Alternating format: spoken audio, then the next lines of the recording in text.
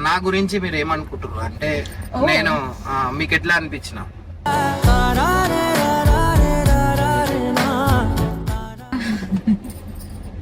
సిగ్గు అడకు ఆడ లొల్లిలు అయితే మళ్ళా నువ్వు సిగ్గు పడితే ఆడ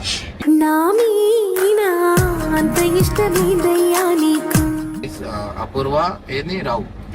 ఆల్మోస్ట్ పడిపోయింది పిల్ల చెంపకు మాటలతో చెప్పమంటే చెప్పలేని భావమేదో కన్నుల ఎదుటే కలగని పోయే ప్లాన్ ఉందా అయ్యాలి మొత్తం ఇంట్లో నుంచే బయటకు పోయి ప్లాన్ అన్నట్టున్నా వాడేసుకుంటూ కలిసి తిరిగే అవకాశం వచ్చింది తిరుగుతూనే ఉంటాం ఎంతసేపు బుక్ చదివినట్టు చదివేస్తారు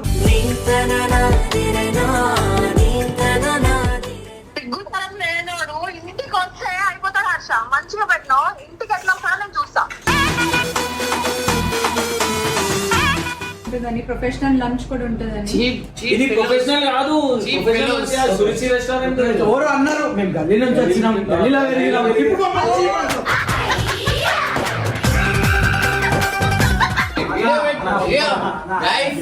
వీళ్ళ అక్క అక్క అన్నది బిల్లు కట్టలేదు